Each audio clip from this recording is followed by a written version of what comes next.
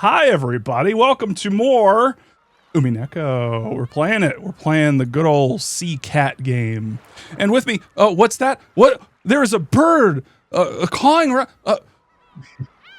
It just left. What is that? Orenronen of Danganronpa fame, the person responsible for Danganronpa as a series becoming popular in the United States? Sure. Yeah. Sure. So, funny thing happened. Oren, you can probably speak to this, but on the last few streams, I have annoyed you so much that you wanted to drag me to school. Something like that. Okay. Yeah. No, I've been watching the streams because I really like Umineko. I played it when it came out. I hear people like it. I hear that's a thing. I played it in Japanese. I've only seen the translation before, but I mostly played in Japanese originally. Mm-hmm. I get really annoyed by the way you don't know how to pronounce Japanese words. Now, I don't want you to be perfect, obviously. Listen to me and how I speak English. Mm-hmm. I'm not any good at like pronouncing English the way Americans or British people pronounce it. Yeah. But there are ways you can get closer to like the intended like pronunciation of Japanese. You don't have to be perfect, but you can be better than you are right now. Yeah, I would love to try. I've got my notepad open. Let's do this. Yeah. And it's really simple, actually. I only have like 2 rules of thumb to give you. The first one is that Japanese has 5 vowels as opposed to English, which has like 20. Okay. But Japanese really has only 5 vowels. They are A, E, U, I, and O. And I think I have a way of remembering that. Yeah. And when you transliterate Japanese into Latin characters, it's basically 1-to-1. If you see the letter I in a word, it doesn't matter where it is. It doesn't matter what comes before it or after it. You always pronounce it I. If you see the letter A, you always pronounce it A. If you see the letter I, it's always E. U is U, and O is O. Always. It doesn't matter. Nothing else matters. This is especially important. There are 2 words that come up in Umineko often. They're the words for big brother and big sister. Yeah. And they're written N-I-I and N-E-E. Nissan. You've been pronouncing it the same way. Yeah. Oh, you can pronounce it the same way? You've been pronouncing it the same way. Oh, okay. Yeah. Okay, so whenever you saw N-E-E, you pronounce it ni, but it's pronounced ne. Nissan. Because those are E's. So whenever you see an E, it's always E. E. Doesn't matter if there are 2 of them. All right, remember. Lali lule lo. Okay, I got it. Yeah. Thank you, Kojima. Now, the reason there are 2 E's in there is because Japanese is something that English doesn't really have, and that double length vowels. Okay. So technically, you're supposed to pronounce it like a longer E. It's an E instead of an E. But okay, don't worry about that. Okay. I was writing a note, but I'll delete it. Yeah. Just to give you an example, there are 2 words in Japanese that are both actually like English words. Mm-hmm. One is the words for building, which is shortened to just the first 2 syllables. So it's biru is the word for building. Okay. And the word for beer is biru. And these are different words, biru and biru. Can you hear the difference when I say them? Say them again. Biru and biru. Not really. It's Not more really, of an inflection. You wouldn't. Yeah. You wouldn't. It takes some training of your ears to spot the difference. But Japanese people can tell the difference immediately. There are 2 completely different words for them. One of them has like, a long E. Oh, so like e. Biru and biru? Yeah, it's biru and biru. Okay. The first one was beer. Second one was building? No, the first one was building and the second one was beer. Beer is the one. I'm failing. With the long E. Don't give me my report card just yet. I need a few more tests. The only thing you need to remember is that if you see the letter E in a word, it's pronounced E. Always. E. Also at the end of the word or at the beginning of the word. Okay. Okay. I think I The second could do thing I that. want. Okay. Yeah, this is the simplest thing. If you know that and you follow it and you remember to follow it, then that solves like 95% of your pronunciation problems. Okay. The second one is about stress.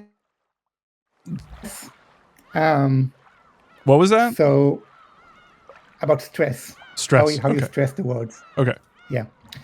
So most Discord languages cut in the you off world a little have, bit. most languages in the world have stress patterns.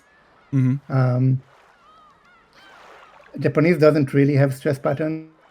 You're supposed to pronounce every syllable basically the same. That's not completely 100% technically correct, but I'm simplifying things. What this mostly translates to that most Americans speakers get wrong is that, let's say this, if you have a word that's 3 syllables, for example, a lot of names. For example, what's the name of the most famous Japanese game designer? Kojima, Hideo Kojima. Yes. Yep, Hideo Kojima, as you said it. If you listen to anyone speaking Japanese saying his name, they won't say it like that, like you just said it. Whenever you have a Japanese name with 3 syllables in it, pronounce it like you would pronounce the English name Jennifer. Jennifer. Which is also 3 syllables. Hideo.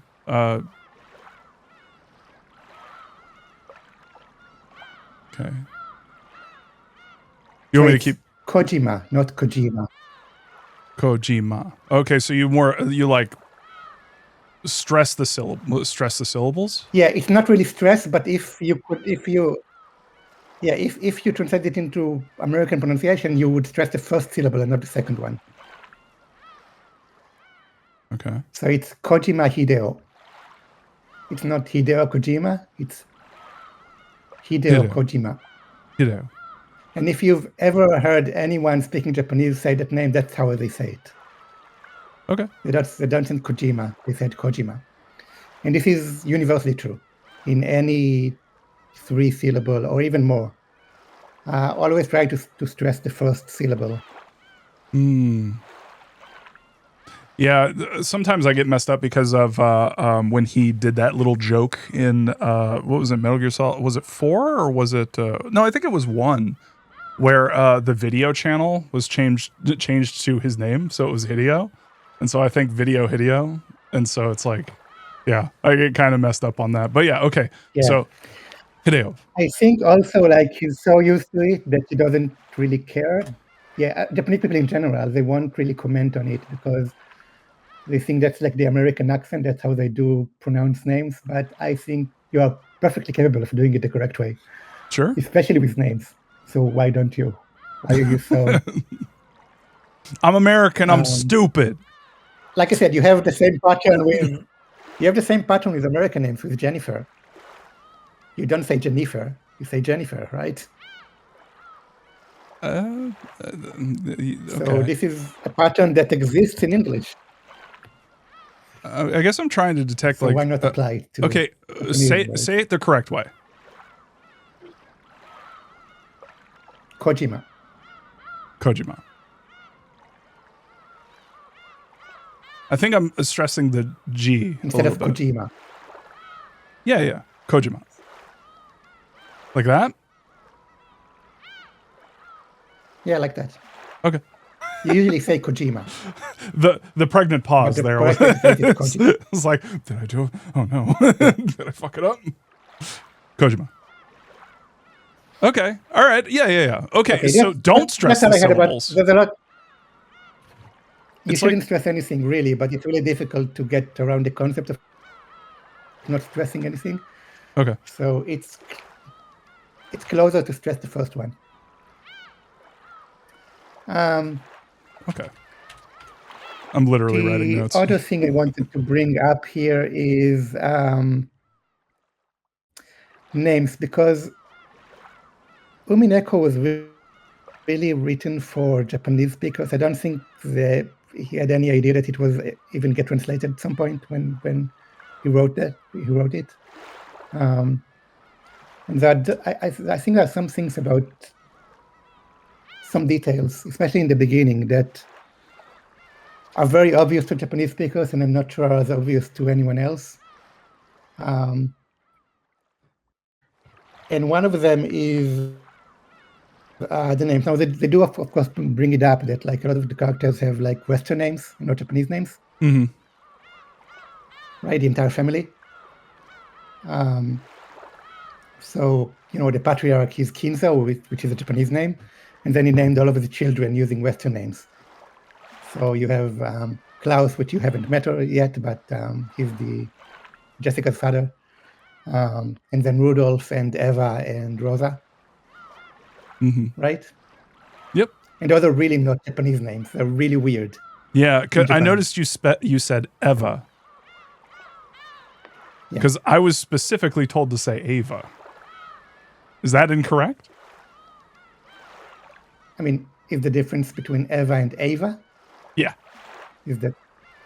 I mean, Japanese doesn't do Ava. If you pronounce it the way Japanese people do, then it's Eva. Okay.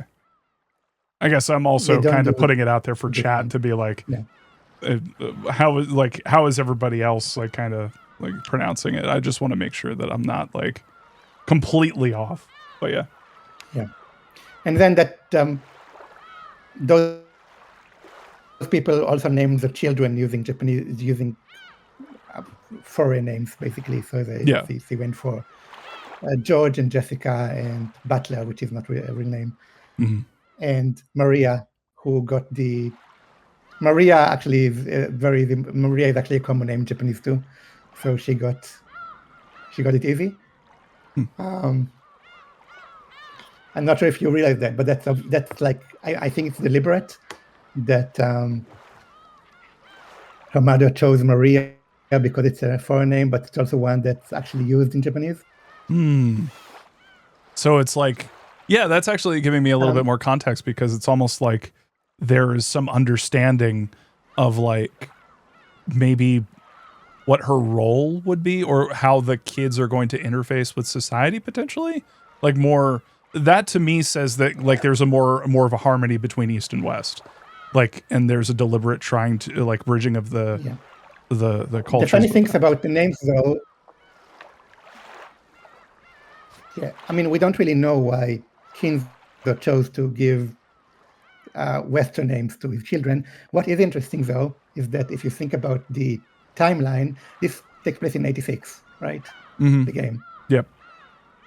The parents, at least except for Rosa, who I think you've already been told is like significantly younger than the rest of them. They look to be around in the 40s, right? Yep. If you think about when they were born, if it's 86 now, and they're like probably in their late 40s. Yeah. And you'd also notice, I think this is also very obvious to Japanese people, that Klaus, Rudolph, and Eva are very Germanic names. And then Rosa isn't. Rosa really isn't. And Rosa probably much younger than them. It's just like, I think she's in her 30s, based on like how old Maria is. And interesting. This is giving me ideas. And then obviously the names they gave their children, George and Jessica. And George and Jessica and Maria are really like very American. Yeah. So obviously they were named in like the 70s. It's so funny, like George and then Badler.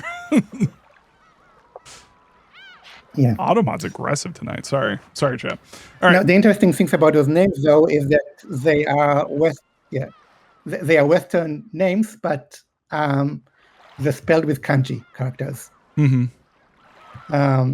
And that's something, I don't know how much you know about kanji, about how kanji works. Do you know anything? No, I think, I mean, Not really, no.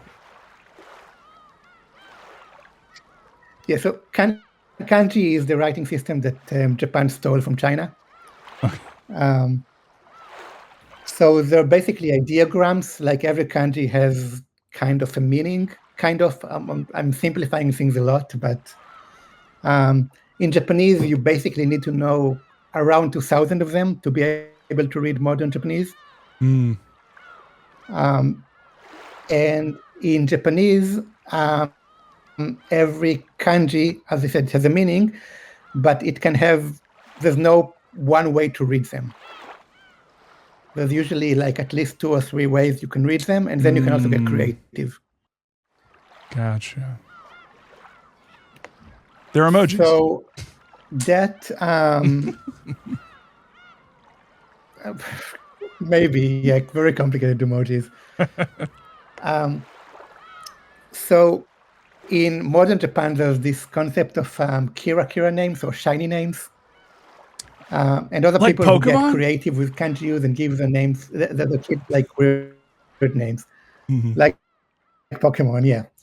So like a really nice nice one that I think is kind of like actually good is you have a girl and you give her her name is the kanji for moon. The Japanese word for moon is tsuki. And that's usually how you read that kanji. But the girl's name is not Tsuki, it's Runa, from Luna, which is obviously the Latin root for the moon. Yeah. Interesting. And Runa is actually a proper Japanese name. It means moon, not in Japanese, but in other languages. But you write the name using the character for moon. And that's like it's nice. It's like it's kind of cool. Yeah, it's like it doesn't have a singular like sort of meaning. Maybe like there's many. It's like art. You can read into it. There's a standard like sort of interpretation, but you write the name and then you take. Yeah. The interesting thing about that is that if you see that if like that kid who's called that has to write her name anywhere, no one will know how to pronounce it unless you tell them. Because all you have is the character for moon. Interesting. Okay. There's another one that's more extreme that I think is kind of, I don't know if it's real or if it's a joke, but supposedly there's another girl who her name is the kanji for 7 and sound. It's the kanji for 7 and the kanji for sound. 7 sound. Huh. And the name is pronounced Doremi. From Do Re Do Re Mi. Oh my! What the?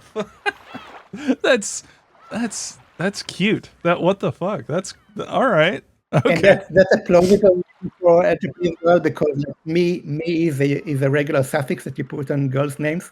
Mi usually in Japanese, if you see it in a name, it means beauty. So a lot of girls have mi as the last syllable in the name. Oh. Okay. Like it kind of fits, like it sounds like a girl name, but then you write it 7 sounds. So anyway, is there a girl out there named 6'7"? In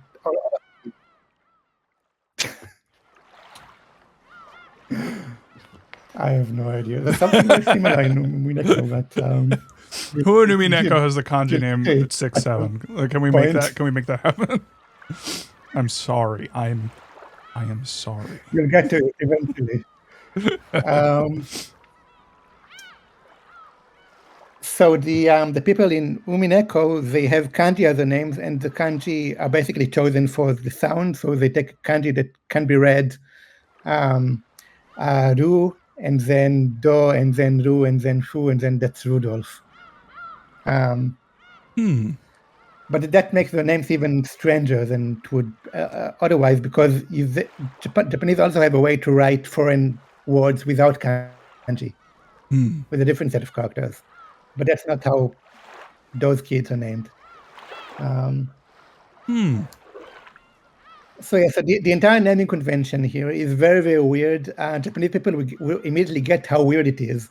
No one is named these names in that way in Japan. Gotcha. That family is really weird. And it also looks like the parents, who were named like very like straight, like Rudolph, Kraus, Eva, and Rosa, they were kind of more playful with their names. So Jessica and George are okay, they're kind of the same. But then it looks like Butler's dad, like, I don't know what he was thinking, but he felt like he needed to keep the convention of giving his kid like a Western name, but didn't want it to be straight, so it chose like Butler, which is not a name. And Butler's name is actually written with the characters for like fight and person. Yeah, Even fight. though, Yeah, because someone on the Discord's yeah, named and then battling you read it, person, and it's like, oh, okay, yeah. yeah, and then you read it Batora, which is Butler.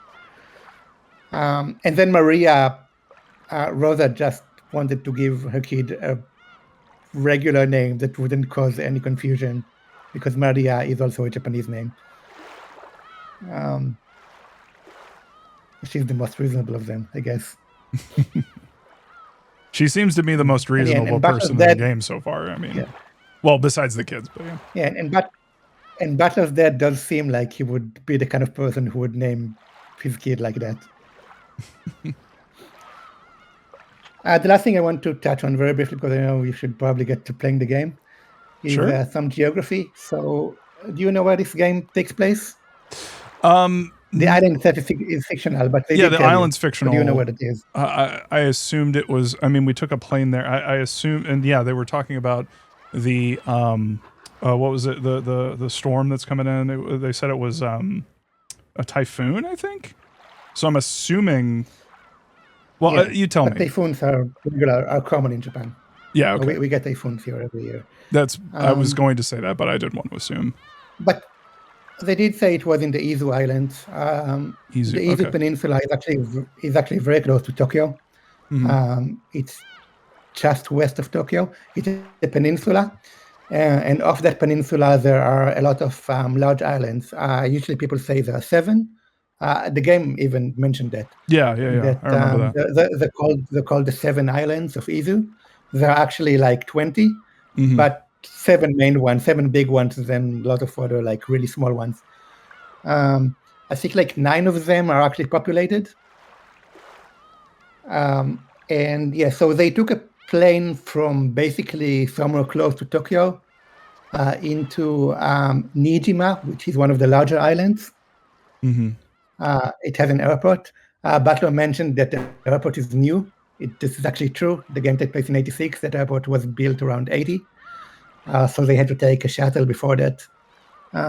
Historically, this is very well researched, this game. I definitely picked up on that. That and I remember Higurashi was also very like worldly and really kind of, of its time, very, very well done in terms of like I remember having a conversation with Gail and Jan about just how well it represented the sort of specifically the child care system in Japan of like when did Higurashi take place? Was it the 70s? 60s? I forget exactly. Oh no, wait. It had to have been in like 70s or 80s, right? I forget exactly when. Yeah, 83. Yeah. Sounds correct to me. Yeah. I think like Ryukishi grew up in the 80s, so that's why the games are set there. It's also like really, especially in something like Umineko, not having the technology that we have today is very good for the story. Mm-hmm. If they had cell phones, it wouldn't be as effective. Yeah, it's like the common thing of like, horror had to change a lot in order for it to kind of work. And now a lot there's like a trope of like, oh yeah, we're in the woods and our phones don't work, and that's how they were able to get away with some of the bullshit. So yeah, I totally get that. Yeah. Yeah, but in any case, they flew to Niijima, which is a very short flight because it's very short distance. And as I said, Niijima is one of the larger islands. There's like a good sized town in there. I think it has like a population of like 2,000 or 3,000 people in Niijima. Mm-hmm. And then from Niijima, they take a shuttle to like a boat to the actual private island. Nijima is also probably where Jessica goes to school. Because she lives in the mansion. Yeah, that makes so she sense. had to take a boat every day to Nijima, to the big island. Is this and kind then of back. comparable? I'm kind of mapping it in my head with like Hawaii. I don't know if how like comparable that is, or how like probably not in terms of like the Much culture. smaller than Hawaii. These are really small islands. Okay. So it's probably more comparable to like probably some situation happening in like Britain, maybe like the islands. I don't know. Maybe I should just let it be what it is and not try to map it in my head. Anyway, the important thing that I don't think many people realize who are not Japanese is that this is really, really close to Tokyo. I think most people think that this is like kind of far away, like the edge of Japan. But these islands actually, like today, they're part the part of the Tokyo for government reasons. So it's like really close to Tokyo. It's like basically if you take a flight from Tokyo to these islands, like 20 minutes. Yeah, isn't Japan's pretty small, right? It's pretty small, but you can still like go. The farther it's really small, but it's also like really like long. So if you want to go from the southern edge of Japan to the northern edge, it's very like close in US terms, but it's still like, I don't know, a 4-hour flight probably, something like that. Okay. Yeah. Okay. Yeah, I'm kind of mapping that in my head. Okay. The island that this takes place is really close to Tokyo, and I don't think many people realize that who are not Japanese. Oh, okay. Jan sent a photo. I'll go ahead and show that. This is. Yeah, I mean, you can look up the Izu Peninsula on Google Maps, and you'll see where it is. Yeah. Or even Ijima, which was actually in the games. I've been in Ijima. Okay. Yeah, we've got Jan sent an image. Yeah. Shimada? Rokenjima time. Rokenjima time. That's right, Ursula Cat. Thank you so much for the 39 months. Oh my God, everyone in here is... Y'all are old heads. Thank you so much. But yeah, if you look at the stream, Oren, that's kind of what Jan has sent, and it's kind of giving me a good idea for like where everything is like sort of associated. And yeah, you're right. Like Tokyo's like, really, really close. Mount Fuji. Oh, okay. Mount Fuji, and then Shizuoka. Yeah. Okay. All right. Yeah, that's actually really helpful. Thank you. All right. I don't think it affected the story too much, but they didn't have to travel far. Most of them live in Tokyo. Okay. Anyway, that's most of what I had. If you have any more questions, then we'll be happy to answer. But otherwise, I think you should get to the game. Yeah, absolutely. Chat, while we've got Orenronen here, if anyone has any comments, questions, anything for them, even if you just want to thank them for all the work that they've done over the years, if any of the developers of Danganronpa want to come in here and give you some fucking money, that'd be cool. But yeah, I will say that the translation for Umineko is extremely literal, which is not my favorite thing to do in translations. That's what actually it's awkward. I did have a bunch of questions sometimes just about. It's awkward because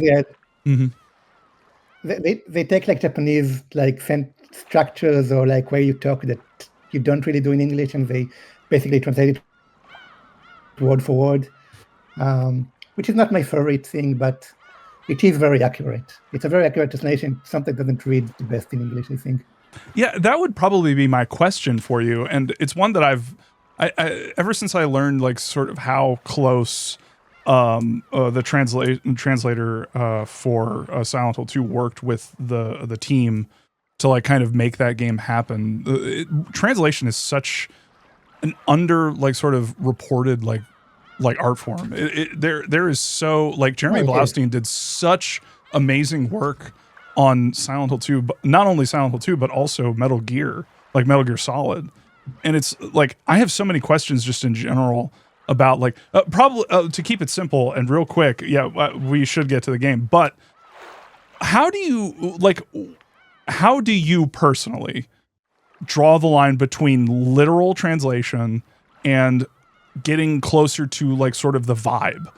Like, and would you say that the issue with Umineko, would you say that like the way that it interprets kanji, like maybe there was a better way of doing that? Or I'll stop asking questions and let you answer the couple that No, in Umineko's case, I think my main problem is that one, they keep all the honorifics and suffixes, and it's not always necessary. Sometimes it is, but I think they go a little overboard on it, like all the Georgie, Nissan, and stuff like that. It like brings to light some like maybe how the characters relate to each other in ways that it wouldn't otherwise, but you also need to know what it all means. And if you don't, then it doesn't mean nothing to you. Weirdly enough, like I think it's strange because Nissan and Nissan, it's all like kind of, it's got its own meaning in like sort of English now. I watch enough anime where like I know what it means when it comes up, when I hear it, and I kind of know what the vibe is. That isn't really the same thing as saying like bro or like sis, because those have kind of a different feel to them. It's kind of all, but you're right. It does really kind of, it kind of feels too formal. It kind of feels like too, but then again, maybe that's what they're going for. I really don't know. Without knowing like, where the story goes, I can't really say. The reason you'd keep this is that when you see what like one character is called the other, specifically with suffixes like san against kun against chan, against that is a whole like I barely understand that stuff. There's a lot of subtlety to it. There's a lot of subtlety to it, and it does teach you a lot about the characters and the relationships. But the problem is, again, if you don't know what this means and what exactly the nuance is, then it doesn't mean anything to you. It just looks weird. And there are ways to represent it in other ways when you translate. You remove these and you show the nuances in other ways. That takes a lot of talent to do correctly and to do right.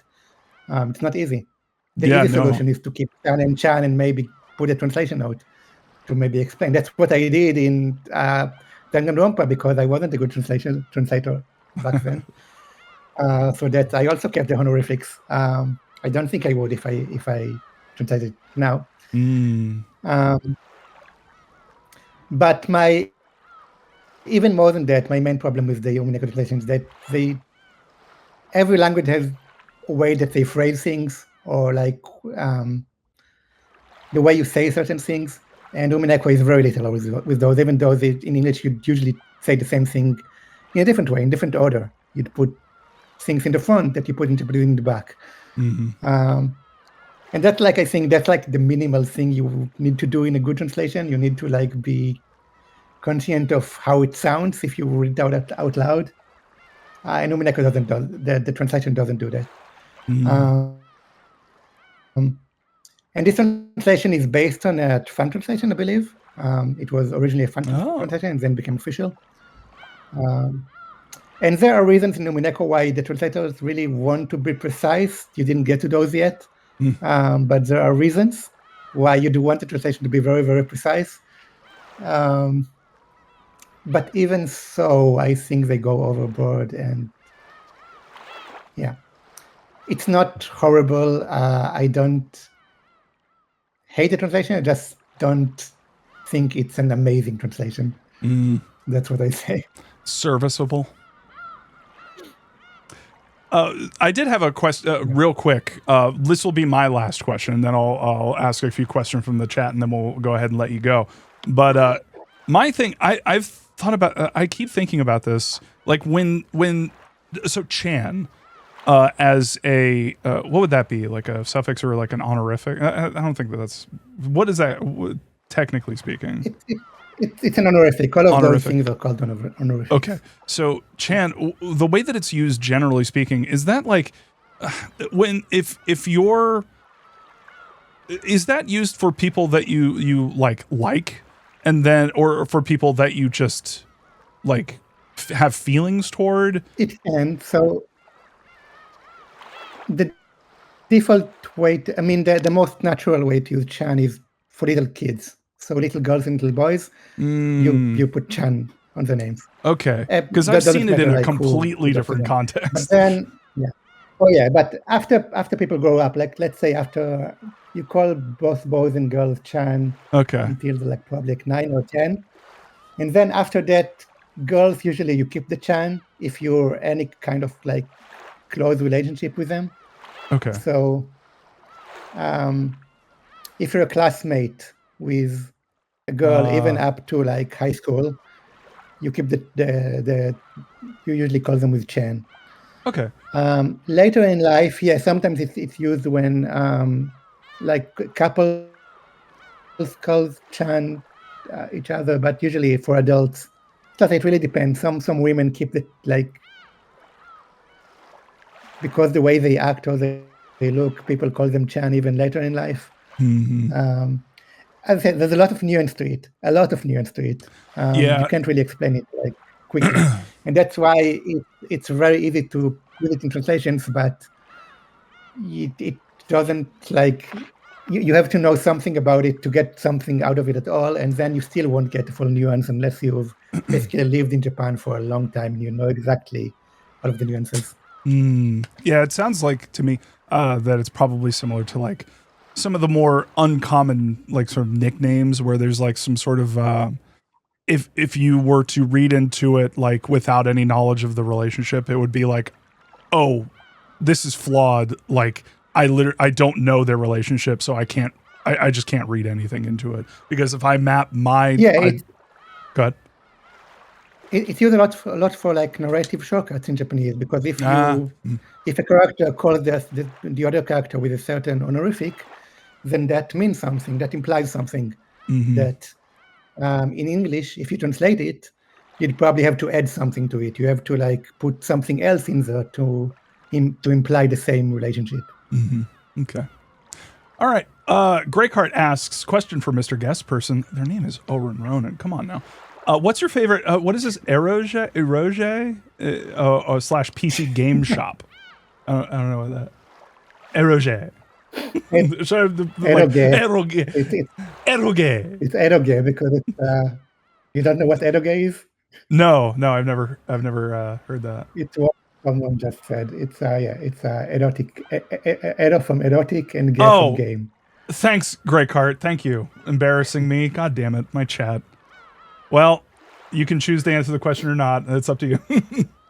Well, a lot of eroge have been stripped of their erotic elements when they've been like ported to the PlayStation, something like that. Oh, okay. Because a lot of eroge in Japan, some of them are like straight porn from beginning to end, but in the PC field, there's a lot of games that like just like regular visual novels, and then they like put a sex scene in there because it you need to if you make PC games. And then you can just take the sex scene out and you still have a game. A lot of Keys games, if you know that the company Key they made Clanad and they're like very good visual novels, like very long ones, very emotional ones. And the PC versions all have a sex scene in them somewhere. Okay. Air? Okay. And then they ported them to the PlayStation, and they took the sex scenes out, and it was like maybe 1% of the game, and the game is better because the sex scene isn't in there, I'd say. iCat said Fate Stay Night. I have that on my wish list. Yep, that's another one of those. The original PC versions had sex in them. They took that out. Am I a pervert? I didn't fucking know. I'm sorry, chat. I'm a pervert. I got outed. Shit. There's a lot of those. Yeah. Yeah. We need fans. This is why we need to support indie creators so that they keep the sex in their games. I can't believe they would do this. All right. Thank you so much, Orenronen, for hanging out. Thank you for all the work that you've done. I hope you saw the wonderful chats in the chat, all the messages in the chat. Thank you for your storied history, not only with just something awful, but with Danganronpa and everything you've done. And we didn't mention it earlier, but we did work on a project together, kind of, sorta, not really. But yeah, Slow Beef's game for Atama. Kind of, sort of. I did the trailer for it. And I remember we were in the chat for that. So yeah, I've been doing stuff with Slow Beef, the game, and we had like a visual novel podcast for a while. Mm-hmm. There's rumor of another game. Is that close? Is that coming? It's kind of on hiatus right now, I think. Oh, okay. Yeah, well, that makes sense. The world's on fire. So I don't want to. Yeah. Yeah, no, I totally get it. All right. Well, thank you so much for hanging out with me and learning me good. I will continue to play Umineko, and I will do my best to make you and everyone else in the chat cringe as little as possible. Just hopefully no more cringing will happen. There will be some cringing, but let's be like reasonable. It's me we're talking about. There's going to be some cringe, but when it comes to translation, when it comes to pronunciation, I will do my best. This is my solemn promise to you and to the chat. So thank you, and Godspeed. All right. Yeah, I'll go watch the stream now. All right. Yeah. See ya. Bye. Alrighty, y'all. That was fun.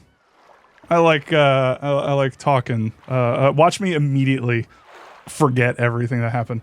That would be funny, but your boy took notes. And we're back. Nothing happened while we were gone. Nothing. Don't worry about it. The four of us cousins were enjoying our stories, just shooting the breeze. I would have made a translation note right there. Shooting the shit. Let the kids shay shit. Okay. Oh no, my notes! I need to make sure I have my notes up, just in case anything gets too crazy. Anyway, there were both girls and guys here. Plus, we had people over a wide spread of ages, adult, high school, and elementary school. Even if we just talked about our own lives, the other three kept listening attentively. I think I'm finally getting used to all this. Jessica and Maria have grown more than I could have imagined in the past 6 years. To be honest, I was feeling a bit uncomfortable, but talking like this, I guess that on the inside, nothing's really changed since back then. Yeah, the translation there is, it's like he's, I don't know, maybe that's not a translation thing. Maybe that's like, I keep thinking that, see, Orenronen was saying Ryukishi, and I was like, oh, I really enunciate Ryukishi, like Ryukishi, like Ryukishi. I'm learning. It's funny because I can do decently if I fuck up and you tell me like how to pronounce it. I can do my best to just I almost said baby bird it. I meant like parrot it back. But that would be a new meaning for baby birding. All right, I agree, says Jessica. You haven't changed a bit, even after 6 years. Even though your body's gotten gigantic. You're still a kid inside. There she is. There she is. Brightening the day. I'm a kid too. I'm a kid too. Oopa-doopa-doo. Well, even you aren't going to be a kid forever, are you, Maria? I mean, you're going to transform from a kid into a cute young lady, aren't you? And when that happens, that flat is...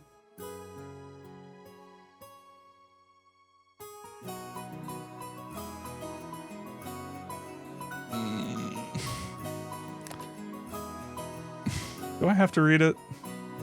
Do I have to read that? I love how we heap a bunch of like praise on it, and then just every now and then it's just like, right? It's Japan. It's different. It's different. It's or maybe I don't know.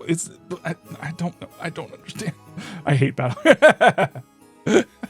I mean, if this is your only like experience with them, yeah, you kind of fucking suck. Can you imagine like coming into the game and just seeing this and just being like, "Yep, no, no, I'm good." And when that happens, that そしたら回してくれよ約束だぞ oh my fucking god, dude. All right. Maria, don't. Maria, please. Maria, please. Maria, please don't encourage him. Please, just ignore him. Just ignore him. 約束す Ah. ダメだよマリアちゃん Thank you, George. No, Maria そ Chan. んな約束しちゃダ You メ can't make that kind of promise. That's bad, bad, bad. る約束したから揉ませる Oh. Oh, I promised, so I'll let him touch him. いや約束は守る I keep my promises. Always keep them. マリアお前 Just got really serious. 素直ないい子だな Jan, help. Like, no. Like, fuck. What the fuck? No. It's the same shit. Oh my god. It's the same shit. Like, literally, that if I were to criticize Higurashi, that would literally be like, just that. This shit is just, why? Why? I get it. They're kids. I understand. I know Ryukishi is like he has experience with children. He was a he worked with children as a profession. Like, he was a social worker. He understands like potentially better than a lot of us that, you know, how kids talk to each other. And I understand that kids do say this kind of shit behind closed doors, but fuck, ack. Bad taste in mouth. Anyway, I'm going to stop harping on it. Maria, you really are an earnest good girl. The guy you marry's going to be really lucky. いい話にすり替えつつ約束を保持してんじゃ Hey, stop trying to change the subject by making it sound pretty. その約束はなし Did she say Mariah? Maria, that promise never happened. なし Never. う Ugh. 約束 The promise is canceled. う Oh. やっぱりバトラ君も As I thought, without Battlerkun in our little quartet, this group of cousins just didn't feel こ complete. の6年は These 6 years have been kind of lonely. そうだな That's true. こういうふざけた We 話 didn't really goof off like this. 建設的な話 Still, we did は have some pretty constructive conversations, right? 将来に対する So about preparing for our future, exam taking, finding jobs. へへ Oh, I'm so sorry. 俺が来たらお Now that I'm here, we just talk about stupid stuff and mess around. でもマリアは今年のが楽しい But I'm having more fun this year. Maria noises. そうだね That's 僕 true. も同感 I agree, this year is the most fun yet. Maria's sincere words probably spoke for everyone present. George Aniki stroked Maria's head, and she giggled like a happy kitten. Did I do it right? Did I do it right? Also, 失礼いたします pardon me. お食事のご用意ができました Your meal is ready. Shannon. A timid knocking around and the equally timid voice of a young woman came through the door. Jessica answered brightly. シャナ Shannon, come in! バトラは覚えてるだろ You remember Battler, right? Jessica stood up from the bed and opened the door. It's her! She's here! And everyone cheered. Jessica stood up from the bed and opened the door. There stood a servant girl who must have been about our age. ご無沙汰いたしておりま It's す been quite some time since we last met, Battler-sama. 6年ぶりでございます It's nice to see you after 6 years. It's me, Shannon. Trembling a little as she noticed me, she bowed deeply. The perv?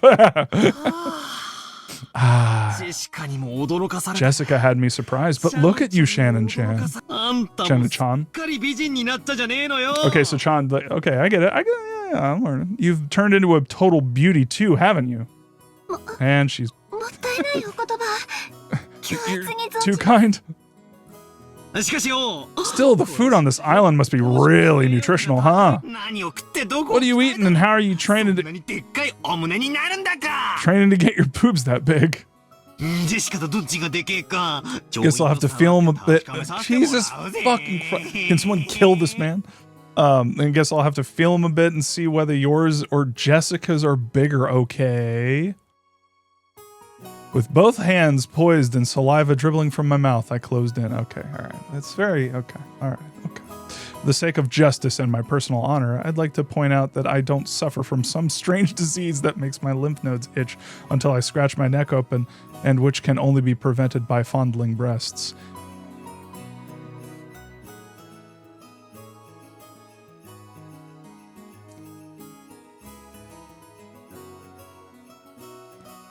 Yeah, purple orange. That was weird. Yeah, I have no idea what that was. No, no idea. Nope, no idea what that was referencing. No clue. No clue.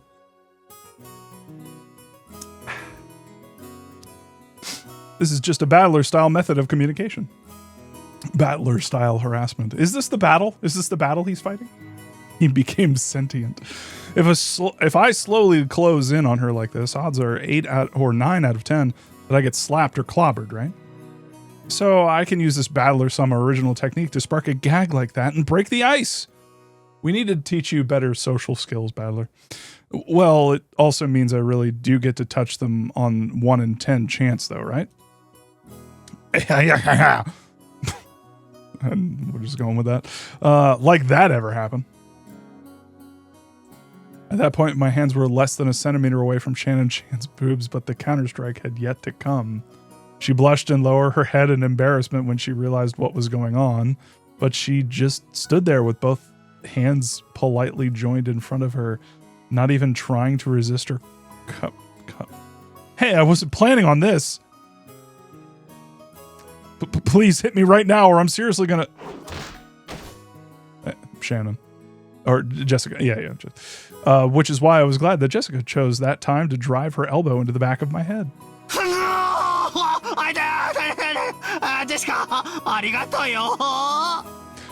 Guau! Thank you so much, Jessica. なんで私が感謝されんだ？ Why the hell are you thanking me? Hmm? いやいや、Seriously, my bad, Shannon. 魅力的な胸に Shannon Chan. 思わず吸着され Chan. そうになっちまっ I た。 almost got overwhelmed by your hypnotic chest. Jesus さ fucking すがに Christ. あの間合いまで来 More た。 importantly, anyone who gets that close has got to be a molester. ダメだぜ。 Like me. 抵抗しない You've got to fight back when people do that. But you are バトラ様は an important 大 guest, 切なお Battler 客様 Sama. ですし Oh my god. あのな。 Now look here. A pervert's a pervert whether he's a guest or not. 女の子の胸はだいたい A girl's chest has got an air defense identification range of about 10 centimeters or so. 2センチ圏まで侵入してきたら。 When someone trespasses within 2 centimeters, that's already an invasion of airspace, so you'd better scramble the jets immediately and give them an instant slap. そんなことできま I せん。 couldn't do such a thing 私たちは because we are, furniture. 家具ですし。 Jesus fucking Christ, why are we doing so much? Why did none of you warn me? Why did none of you warn me? Why? Help. What the fuck? The entire, Jesus fucking Christ. Of course she didn't want her breasts touched, but if a guest so desired, she was prepared to sacrifice herself to suit their wants. A girl like this needs some urgent protection. To think such devoted girls still existed in this era.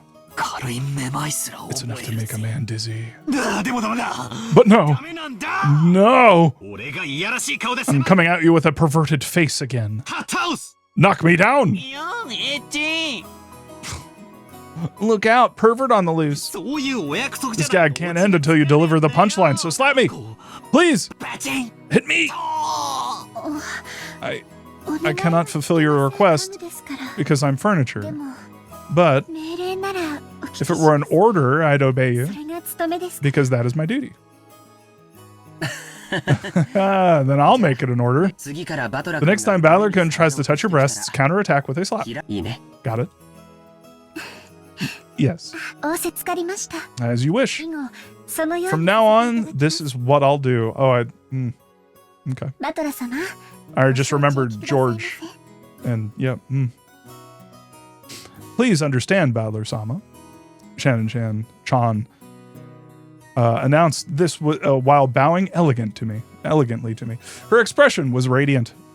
I gave her a thumbs up to show her I was fine with that. 6年前は 6 years ago, you might have been mistaken for a servant's daughter who lent a hand at your parents' work. But now you're a full-fledged adult servant. 今年で何年になるんだ How long have you been working here? はい Well, おかげさまで I've had the pleasure of serving this household for about 10 years. She's kanji. Kanji for her name are read as Shannon. Now here's another name for this that's far from the typical for a Japanese person. Okay. Back in the day, I was a kid myself. You don't say. So I accepted her name without paying it much attention. Thinking about it now, though, her name's pretty unusual, even though she's not a member of the Uchiromiya family. Maybe it's like a servant's professional name or something. If so, that might explain why her name's so similar to Kanon-kun. Kanon-kun. That kid I met earlier in the Rose Garden. I mean, okay. He's slow. She's a long-term servant who's served here since she was 6 years old. Her appearance had changed so much that I couldn't match her to the person of my memories, but we both knew each other 6 years ago. That's why part of her had always been there, but she did seem to have developed the allure you'd expect of a girl her age. She's especially there. さっき会ったカノン君は A kid we met earlier, Kanon-kun, Kanon-kun, is her little brother. 弟というわけでは He's not exactly my little brother. Still, he loves me like a big sister. 何か失礼なことは He didn't cause you any trouble, did he? Haha! 相変わらずいつも通り He's the same as always. もうちょっと愛想よくす If れば only い he い were の just a よ bit more sociable. もった カノン君がご迷 I 惑をおかけし apologize if he's caused you any trouble. 申し訳ございません別に迷惑なんか何も Nah, he didn't cause any trouble at all. 同じ男として分か As る a fellow man, I understand how moody you can get at that age. 愛想が悪いのは当たり Signed 前だぜ Butler at birth. It's no surprise he's unsociable. Ooh, よく言われる I get called that all the time too. 悪いって言わ I get called unsociable, カノンと一緒 just like Cannon. Ooh. You aren't unsociable at all, 愛想 Maria-sama. 悪くなんかありません Huh? 一緒がよかった Wanted to be like him. うん Mhm. You said the meal was ready, right? Yes. 失礼いたしま I'm した sorry. お食事のご用意 Your meal has been fully prepared, so please allow me to guide you all to the mansion. Shannon bowed again, formally, and returned to her duty mode. We realized that if we made her stick around for any more light conversation, it would actually make it harder for her to do her job. We got up off our butts to avoid interfering with her work any further. じゃあお屋敷に行こうか So shall we go to the mansion? みんなもお腹が Everyone's probably hungry, right? Y'all hungry? だな Dana? Yeah. ゴーダさんがいる時の I'm really looking forward to Goda-san's あの food. 人どこぞの有名 That guy was ホテル apparently で a シェフ chef をやってたらしくて at this famous かなり hotel, 料理の腕 so があるん he's だ super ぜ good at cooking. ほうほう Oh, それ楽しみ I can't wait. 行こうぜマリア Let's go, Maria. ガツガツ犬みたいに We're gonna stuff ourselves like pigs. 犬みたいに食い散らか Stuff ourselves like pigs. ダメダメ No, no. バトラ君の言う You こと can't take は everything Paolo いちい Kun ち says 真に受けちゃ seriously, ダメだよ okay? 全部冗談 Because he's なんだから always just joking around. さあ行こう行こう Okay, let's go. Under Shannon-chan's guidance, Chan, I keep fucking up. We headed towards the mansion.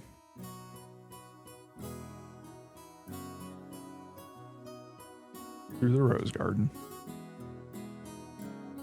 We meet again. Met once again. Okay. That was weird. I didn't read that. Maybe it sunk in somehow. Anyway, met once again by the magnificent Rose Garden, we continued onward as the intimidating mansion of the Urshiramiya head family came into view. Sorry. This drink is very... it's got lemonade in it. It fucks up my throat. It had apparently been built shortly after the war, so you could feel the dignity of almost a half-century hanging about it. The building was gorgeous on the surface, but old as it was, equipment such as its AC and heating were apparently quite frail. According to Jessica, midwinter was especially tough, what with all the drafts. I had to do a lot of writing, all those drafts. Haven't these people ever heard of Kotatsu? Kotatsu? Kotatsu.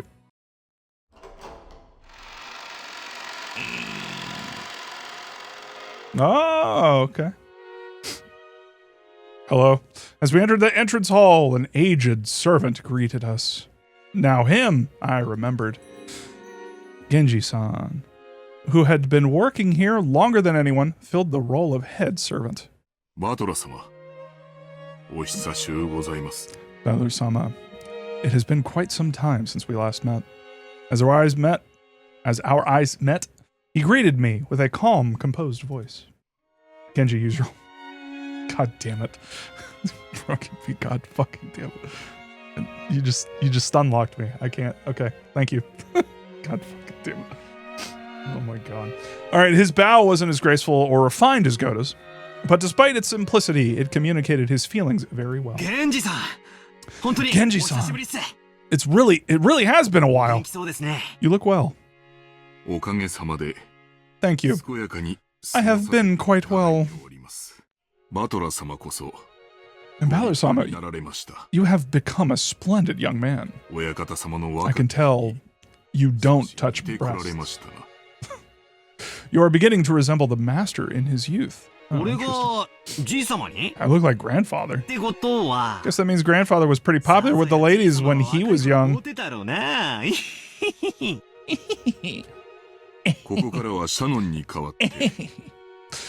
From here on, I shall take Shannon's place and accompany you.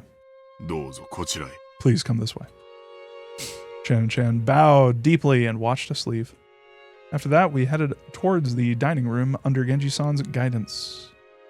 Genji-san, just like Kumasawa-san, stood in stark contrast to us young people who had grown beyond recognition over the last 6 years. His appearance was exactly the same as in my memories from 6 years ago. It was as though time had stopped since the last time we met. Genji-san was an extremely quiet and diligent person. He was basically grandfather's close aide or caregiver, and you might even call him grandfather's companion of many years. In fact, it seems he was by grandfather's side even more often than my late grandmother was. According to Jessica, grandfather trusted him more than any of his blood relatives. But I wonder how long he served. I never got the details, but I heard something about him being here since the very beginning, when this mansion was first constructed, which would mean that he's dedicated half of his life to serving here. It's easy to see why he's so trusted. He old. As we passed through a massive hall that extended up into the second story of the mansion with no separating floor, I spotted something that hadn't existed in my memory of 6 years ago.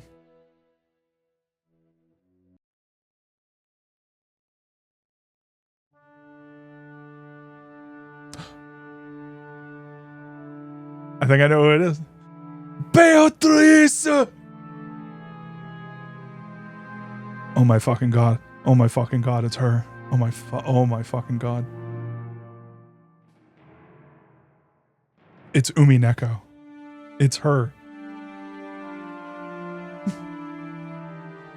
It was an awfully big portrait hanging right in front of the stairs that rose to the second floor. The painting that do you own this painting, Broken Bee? What the fuck? Is it as big? Umineko herself. Without thinking, I stopped walking, captivated by it. Since I'd stopped so fast, Maria, who was following behind me, ran into my back. Oh? Sorry. なあ、ジェシカ。 Hey, Jessica. あんな絵。 Has that 前はあったっけ picture always been there? I pointed at the big, prominently displayed portrait in the hall. Everyone else stopped too.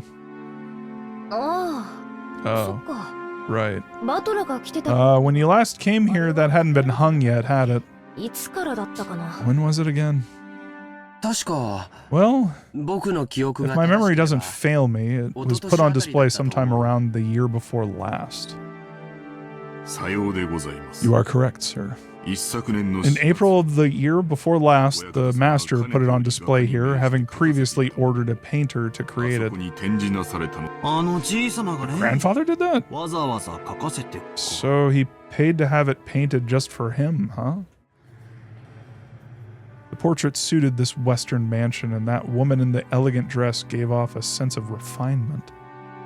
I couldn't have guessed her age, but her sharp eyes and the strong will she seemed to possess made her look youthful. She seemed somehow different from the composed, middle-aged women you often see in famous pictures. If she'd had normal black hair, I might have assumed it was a portrait of my long-deceased grandmother in her prime. However, she had beautiful blonde hair and didn't look Japanese at all. で、 So, はいこのご婦人はよ。 just who is this lady? Ray answered that simple question enthusiastically, as though proud she knew the answer. マリア知ってる。 I know. ベアトリーチェ。 She's Beatrice. ベア。 Beo. Beo what? Beowulfs? ベ Bea アトリ pigs? ーチェ Beatrice. 魔女だよ She's a witch. バトラ君は昔聞かされたことない Oh, her. Oh, you looking at my. Oh, yeah, that's Beatrice. Yeah. She's a witch. Yeah, don't worry about it. Didn't you ever hear stories about her long ago? 魔女 A witch? って、 You mean この島の the witch of this island? The wicked witch of this island? I think I already said this, but Rokkenjima is a small island, only 10 kilometers in circumference. However, that's actually pretty massive considering that only the Ushiromiya family lives here. You have your own fucking island, goddamn. So only the harbor and the area around the mansion were set up to be lived in. Beyond that, the island remained as untouched as when it was uninhabited. The vast and empty forest had absolutely no lights, phones, or people passing through. To understand how dangerous that is, you need to forget your common sense as a city dweller. After all, if you happened to fall down a hole in the depths of a forest and sprain your ankle, no one would come to save you, no matter how much you cried or screamed. Then, once the sun went down, the forest would be wrapped in the complete darkness since there were no street lights. And since there were no signs, it'd be easy to get lost and confused, losing your sense of direction inside that forest. Nowadays, most people see a forest as a peaceful place. But to the people of bygone eras, before the light of civilization drove out the night, forests were as geographically separated from civilization as the sea. They were oceans above the ground. Fishermen who go out in the ocean are putting their lives at risk, despite their technical knowledge. In the same way, hunters who go out to the forest are in danger, despite having specialized knowledge of their own. If children were to go play in such a dangerous forest, something terrible might happen. Someone's parents must have thought so. Maybe grandmother first said it, or maybe it was grandfather himself. Or perhaps the story's been passed down on this island since ancient times. There's a terrible witch in the forest, so you must not go in. At some point, this ghost story of Rokkenjima was born. This is the legend of the Rokkenjima's witch. That's why when we talk about a witch on this island, we're referring to the master of that vast and savage forest. Come to think of it, when I stayed at this mansion as a little kid, during those eerie nights when the wind and rain pounded on the windows, I remember being terrified by a story of this forest witch who roamed around searching for human sacrifices. So, Beatrice, huh? Beatrice.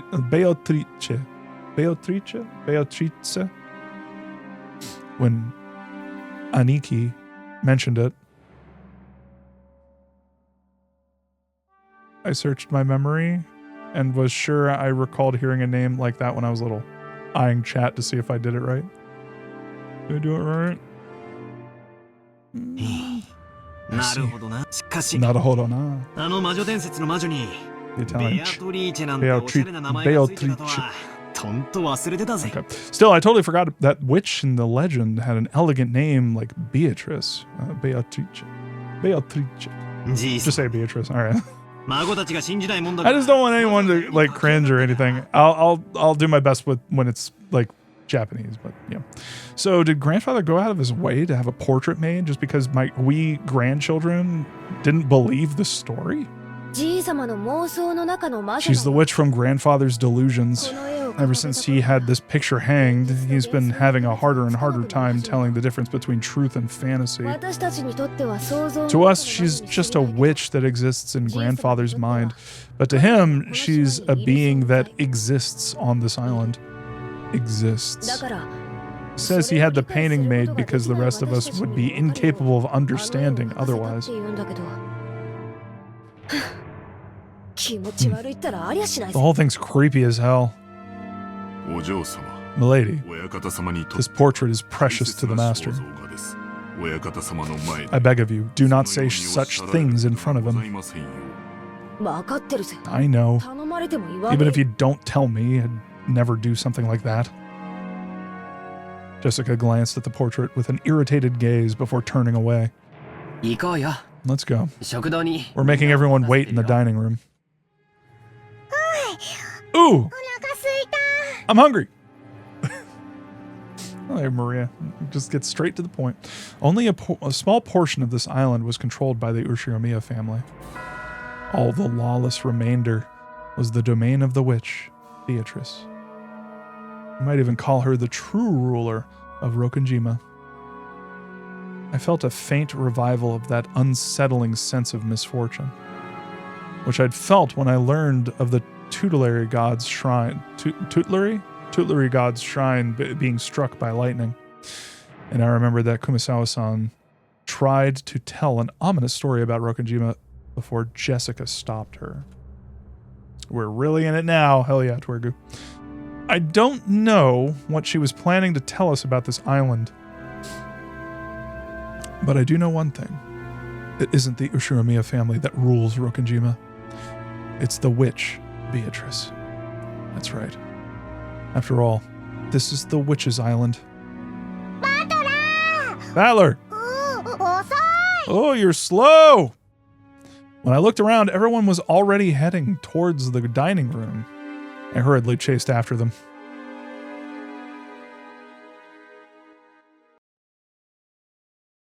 We walked up the huge double doors that led to the dining room. Genji-san knocked. お子様方をお連れいたしまし I た。 have brought the children. 失礼いたします。 Please pardon the intrusion. The doors were opened, and we were invited inside.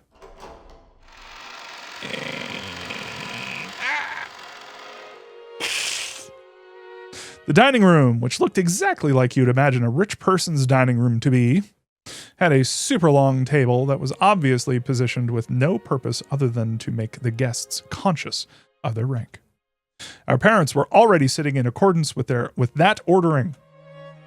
遅えぞガキども You're late, brats. 早く席につけよ Hurry up and take a seat. Brats. Call me a sausage, you fucker. The old bastard pressed us to sit. The only gaps in that group of people were the spots we were supposed to sit.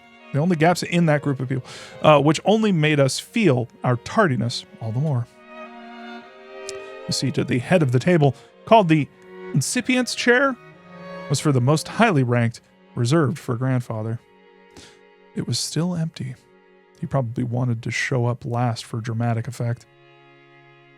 From the perspective of someone facing the incipient's chair head on, the seating order went from left to right, with the lower ranking seats progressing in rows of two further away from it. So the left-hand side of the first row Closest to the incipient's chair was where Uncle Kraus should have sat, since he was the second highest in rank. It looked like he hadn't arrived yet, so that seat was empty. Across from his chair on the right side of the first row sat the eldest daughter of the family, Aunt Eva, who was the third highest in rank. Okay, so it's like, oh, so it like kind of like you're, okay. I forget. Yeah, I was going to say like you're tying a shoe, but no, that's not really how that works. The left-hand side of the second row was the fourth highest guest in rank. There sat my damn dad, Rudolph, the third of the siblings. There sat my, across from him on the right side of the second row sat Aunt Rosa, the youngest sibling.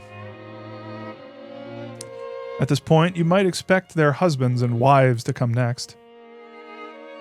But nope, the left-hand seat in the third row, rank number 6, belonged to Jessica. Opposite her was George Aniki. I sat next to Jessica, and Maria sat across from me. Then finally, next to me on the left-hand side of the fifth row, sat Aunt Natsuhi, the 10th highest in rank. Opposite her was Uncle Hideyoshi.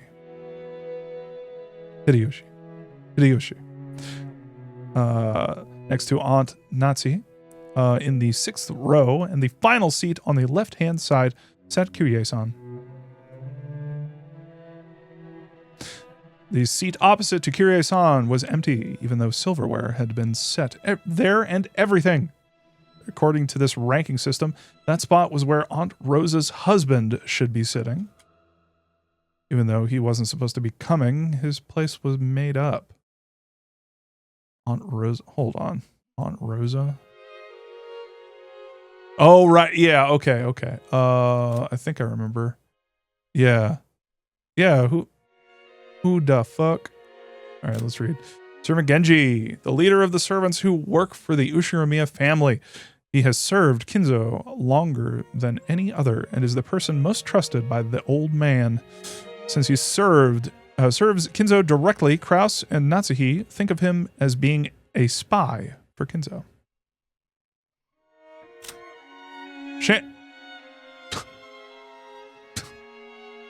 Shannon. Okay. Sorry. That kind of flashbanged me, I'm not gonna lie. It was just like, fuck. On her leg? Anyway, a young but experienced servant. She's normally calm and performs her job efficiently, but she messes up when she gets nervous. Furthermore, Shannon is nothing more than a pseudonym that she uses when on duty, not her real name. Oh, interesting. Okay. Her leggies? Yes. I just think it's funny how she's in like, it's like a normal, like sort of maid outfit, and then, yeah. It's, anyway. Okay, so it's a pseudonym. So they're not really, huh.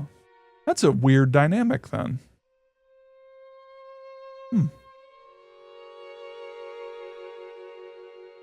Odd. Anyway. Alright, let's go back. Sorry, I dropped my cup again. Normally, ranking systems of this sort give spouses equal positions as their partners, but the Ushiromiya family's system was unique. Maybe it's a remnant of male chauvinism. Wouldn't be the only thing. If you start with the assumption that a woman's womb is just something to be borrowed, then the children of direct descent would come first, directly followed by the grandchildren. In other words, spouses have no blood ties and are therefore placed at the end of the line. Wow, I can't drink this anymore. It is shredding my throat.